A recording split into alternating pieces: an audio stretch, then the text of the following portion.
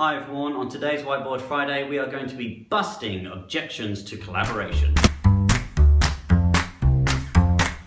Hi everyone, welcome to another Whiteboard Friday, and today we're going to look at busting objections to collaboration. What are the things that everybody says and makes excuses and makes reasons up for not collaborating, and how can we convince those people in order to try collaboration instead? Well, the first is, I've no time. I'm so time starved. Trying to do this collaboration malarkey, well, I just don't have time for that.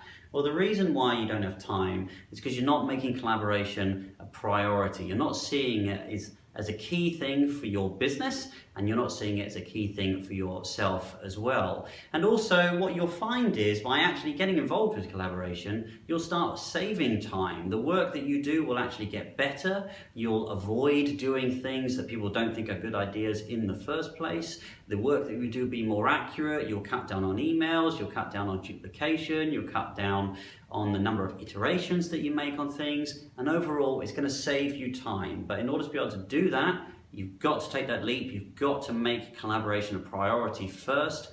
Give it a try, it's going to work for you. The next one, collaboration's all about social. Well, when you first go on, all you're going to see is social, because you haven't told anybody about what you actually want to follow. You haven't picked anybody to follow, you haven't said what your interests are, and you haven't made any decisions about what it is that's really going to interest you. So the stuff that's going to trend is generally the stuff that may be social. So you need to start following and expressing interest in exactly the areas that you want to see, and then that way you're going to be able to only see the content and the people that really interest you.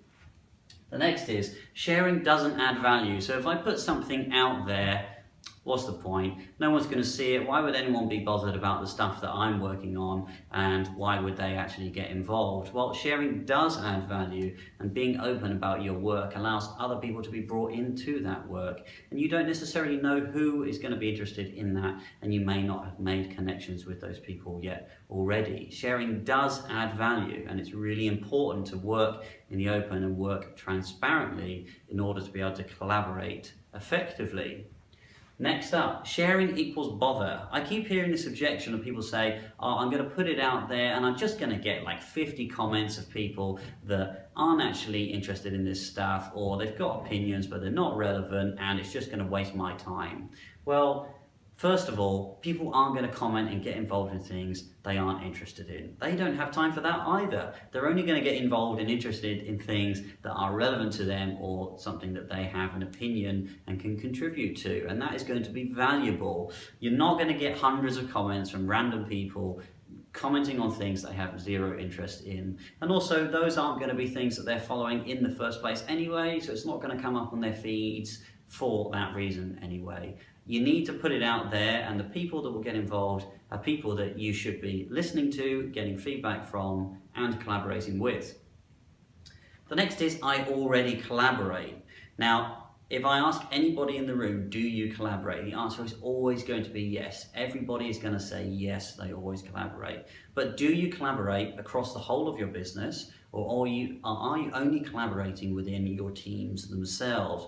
When we talk about collaboration, we're talking about across the whole business, not just about within a specific team. So really challenge yourself to say, actually, how collaborative am I wider than my own team, and how can I improve the way I collaborate in order to raise the work that I do, create more transparency, and bring in more people? Because the bottom line is, there's very, very few things in this business that don't take multiple business areas to be able to resolve. And that's why it's so important that when you talk about collaboration, you're talking business-wide and not just team-specific. And the last one, I already know who's interested, right? I'm only going to share something with people that I know who's interested. I know who it's relevant to, so I'm going to put together a private group, and I'm only going to invite those people in because I know who is going to be interested in this. Well, you don't always know who's going to be interested in it. You only know who you know.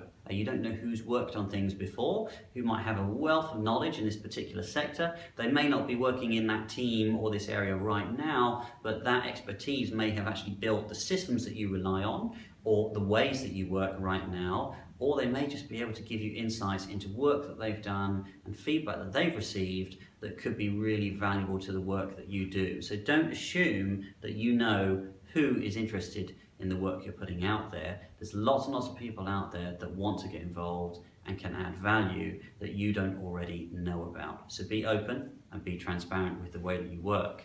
Now, these aren't all the objections to collaboration, but these are some of the big ones that I hear a lot. Let me know more objections that you hear and the ways that you overcome them in the comments below. Don't forget to follow me on this blog, and don't forget to share this as well if it's useful. Thanks everybody, and I'll see you all again next week for another Whiteboard Friday.